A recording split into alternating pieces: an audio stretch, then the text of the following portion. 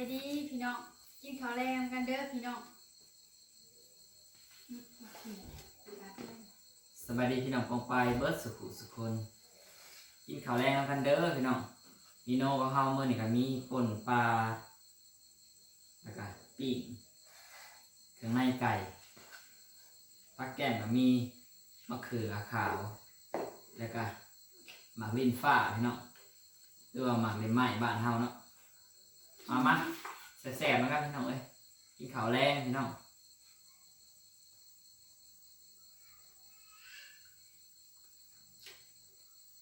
ป่นปลากินกับหมากลิ้นไหม้พมอำลำพี่น้อง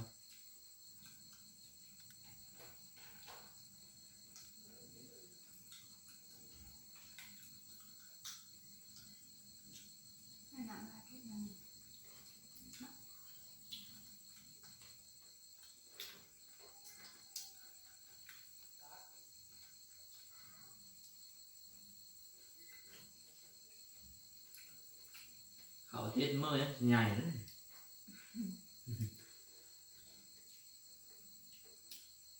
มากินปนบ้านเลย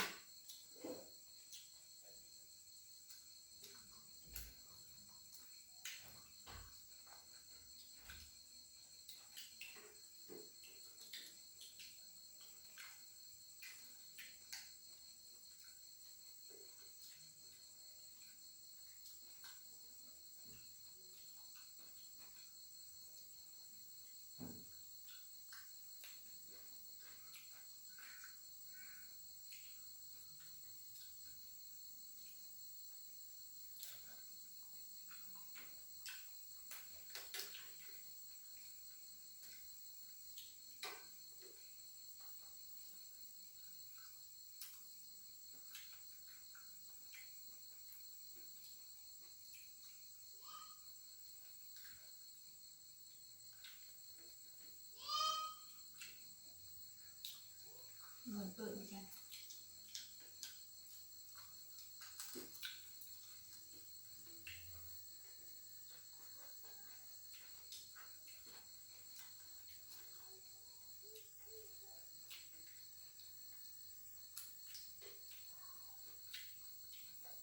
เหมือนกินแต่เพิ่งป่นปลาเนาะ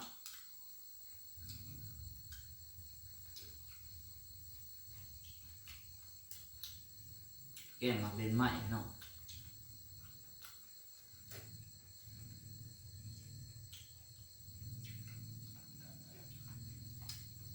คุ้มอำลำไปยัง ยุงเด็ดคือบุพันอารมณ์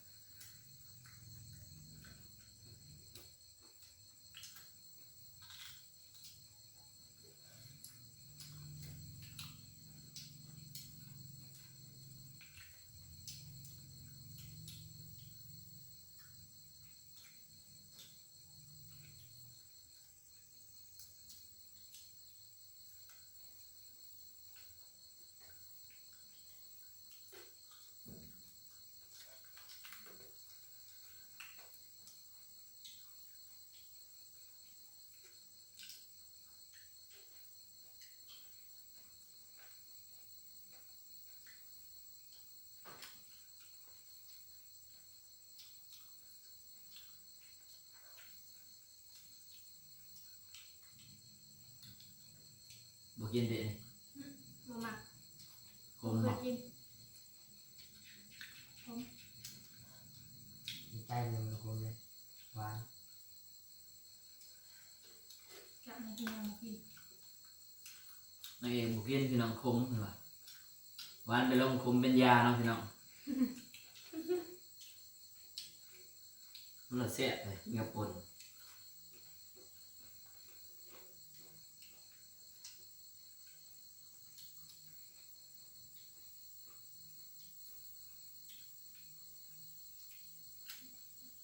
ยุง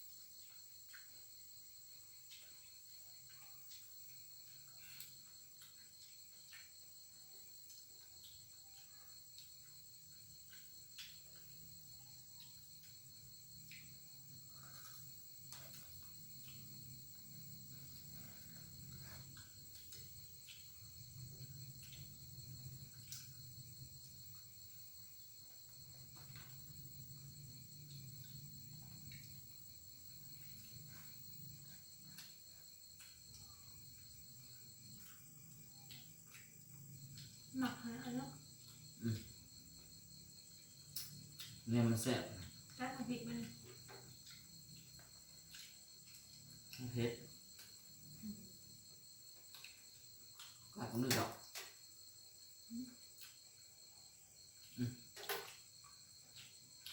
นั่นแหละ เพื่อมา เอาก่อน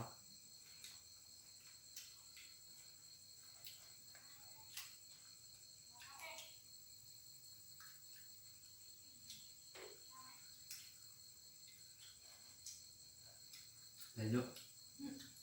หวาน เอกหวานบ่อนหวานอะไรเลย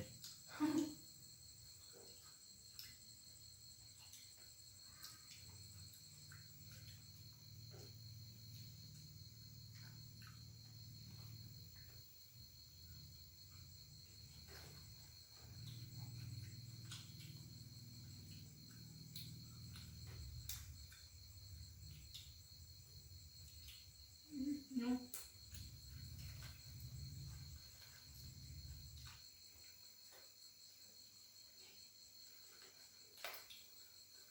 ยุ่งร้ายหยำเนาะหนาคนนี่ยุ่งร้ายไปหน่อย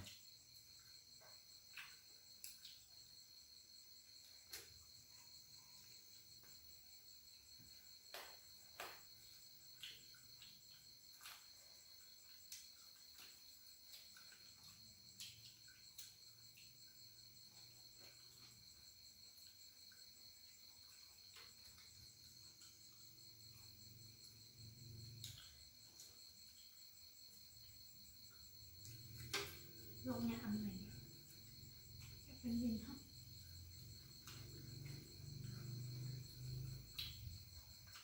หมวยลูกหยาเพราะ ดำเนี่ยเหมือนรู้นะข้างในนี่เอาไว้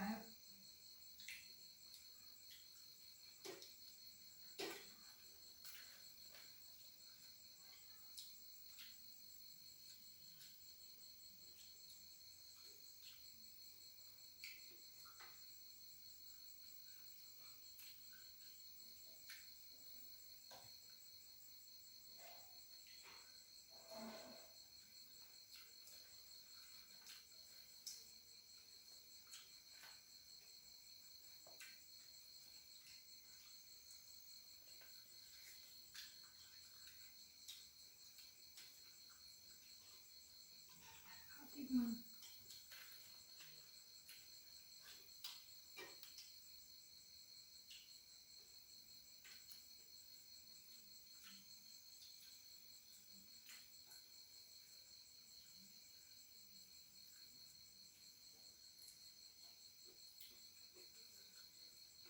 ไม่จำผม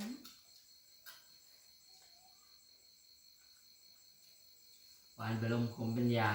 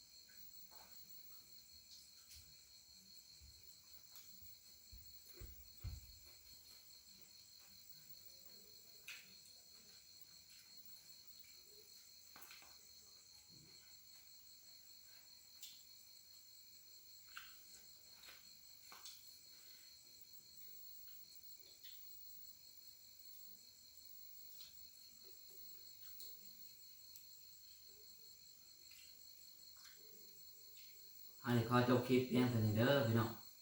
กันมากันหาคลิปอย่าลืมกดไลค์กดแชร์กดติดตามขอบคุณทุกท่านเด้อที่เข้ามารับชมสำหรับนี้แหละพี่น้องพบกันใหม่คลิปหน้าพี่น้อง